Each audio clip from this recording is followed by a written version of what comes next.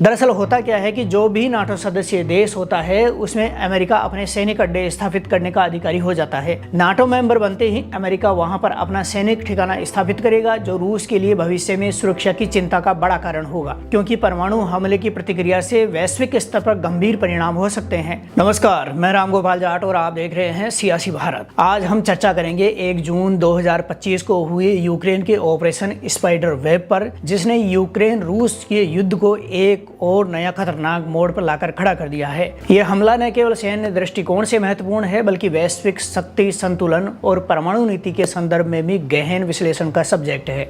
Ukraine ने 1 जून 2025 को operation spider web के तहत रूस के अंदर 4000 किलोमीटर गहराई में जाकर 4 प्रमुख वायुसेना अड्डों पर हमला किया। इस हमले में 117 FPV ड्रोन का उपयोग किया गया, जिन्हें ट्रकों में छिपाकर रूस के अंदर 4000 किलोमीटर से अधिक दूरी तक पहुंचाया गया और वहां से उन्हें लॉन्च कर दिया गया। इस हमले में रूस के 40 से अधिक सैन्य विमान नष्ट या क्षतिग्रस्त हुए, जिसमें परमाणु हथियार ले जाने में सक्षम Tu-95, Tu-160 और Tu-22M बम वर्षक शामिल थे। आगे की संभावनाओं पर चर्चा करेंगे, लेकिन उससे पहले इस युद्ध की जड़ तक जाकर पड़ताल करते हैं, ताकि आपको समझ में आ सके कि आखिर युद्ध हो क्यों रहा है। यूक्रेन और रूस के बीच तनाव की जड़ें 1991 में सोवियत संघ के विघटन के समय से ही है। 2014 में रूस ने क्रीमिया प्रायद्वीप पर हमला कर कब्जा कर लिया, जिसमें दोनों देशों के बीच संबंध और बिगड़ गए। इसके बाद पूर्वी यूक्रेन के डोनबास क्षेत्र में रूस समर्थित अलगाववादी आंदोलनों ने संघर्ष को और बढ़ा दिया।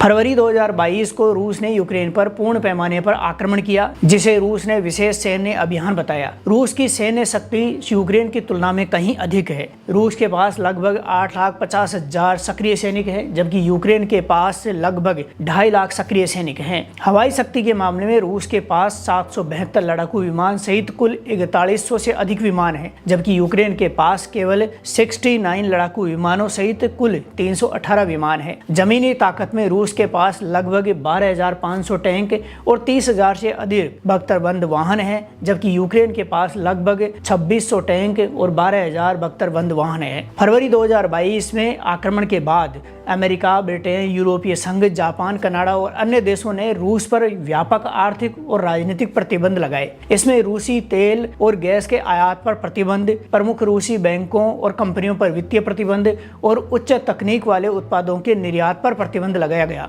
इन प्रतिबंधों का उद्देश्य रूस की अर्थव्यवस्था को कमजोर करना और उसके युद्ध प्रयासों को बाधित करना था। बीते 3 साल से युद्ध चल ही रहा था कि इस साल अमेरिका और यूक्रेन के बीच एक खनिज समझौता हुआ, जिसके कारण रूस और भड़क गया। दरअसल अप्रैल 2025 में अमेरिका और यूक्रेन ने एक महत्वपूर्ण खनिज समझौते पर हस्ताक्षर किए, जिसका उद्देश्य यूक्रेन के दुर्लभ पृथ्वी खनिजों और अन्य प्राकृतिक संसाधनों के विकास के लिए संयुक्त निवेश को बढ़ावा देना है। यह समझौता अमेरिका को यूक्रेन के खनिज संसाधनों तक प्राथमिक पहुंच प्रदान करता है, जबकि यूक्रेन को आर्थिक पुनर्निर्माण और रक्षा सहायता के लिए अमेरिकी समर्थन सुनिश्चित करता है। इसके तहत दोनों देशों ने एक संयुक्त निवेश कोष की स्थापना की, जिसे यूक्रेन के प्राकृतिक संसाधनों से होने वाली भविष्य की आय से आंशिक रूप से वित्त पोषित किया जाएगा। यूक्रेन के पास 22 ऐसे खनिज हैं, जिन्हें यूरोपीय संघ ने रक्षा, उच्च तकनीक और हरित ऊर्जा उद्योगों के लिए महत्वपूर्ण माना है, लेकिन इनका विकास सोवियत युग की प्रणालियों और अपर्याप्त वित्त पोषण के कारण सीमित रहा। इस समझौते से अमेरिका और यूक्रेन के खनिज परियोजनाओं में प्राथमिकता प्रदान होगी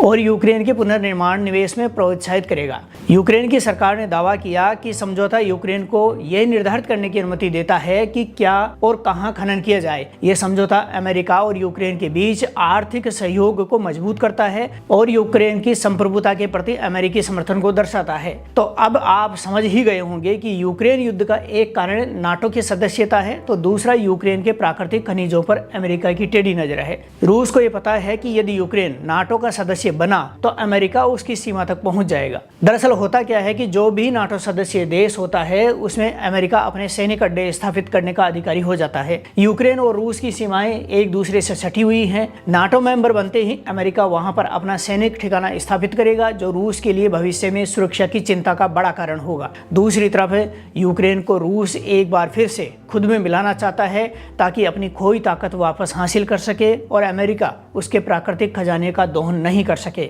अमेरिका ने समझौते के बाद यूक्रेन को तगड़ी सैन्य मदद की, जिसके कारण अब वह पूरे जोश से रूस के परमाणु वायु यानों पर हमला कर रहा है।